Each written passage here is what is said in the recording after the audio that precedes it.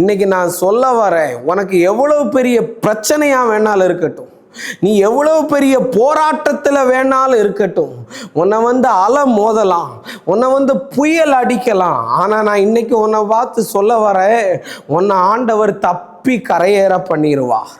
என் வேலையில் எப்படி தப்ப போகிறேன்னு தெரியலை, இந்த கேட்டுக்கு எப்படி பொழைக்க போகிறேன்னு தெரியலை, இந்த சோதனையிலிருந்து எப்படி மீண்டு வர போகிறேன்னு தெரியாமல் இருக்கிறையா? கடன் பிரச்சனை உன்னை வாட்டுதா? வியாதி உன்னை வாட்டுதா? மன அழுத்தத்தில் அலைந்து கொண்டு இருக்கிறையா? திருமணம் ஆகலையேன்னு அலைகிறையா? இன்னும் குழந்தை செல்வம் கிடைக்கலையேன்னு அழுது கொண்டு இருக்கிறையா? ஒரு வீடு கிடைக்கலையேன்னு புலம் கொண்டு இருக்கிறையா? என் பிள்ளைகளை எப்படி படிக்க வைக்க போறேன்னு தெரியலையா?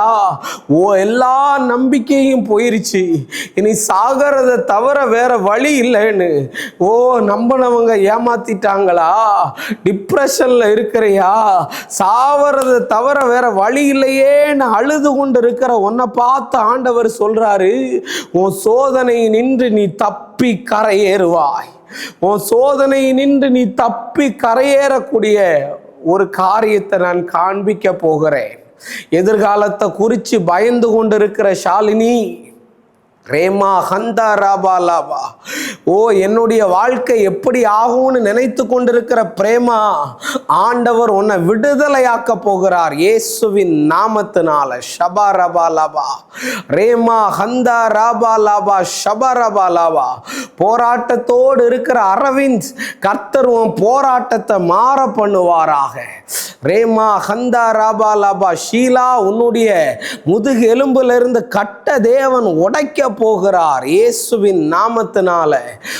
ஹalleluya. ஷபரபலவா ஹந்தரபலவா.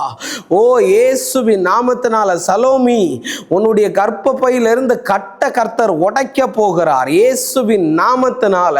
ரேவதி, உன் காலில் இருக்கிற கட்ட தேவன் அவிழ்க்கிறார் இந்த நேரத்தில். ஹalleluya.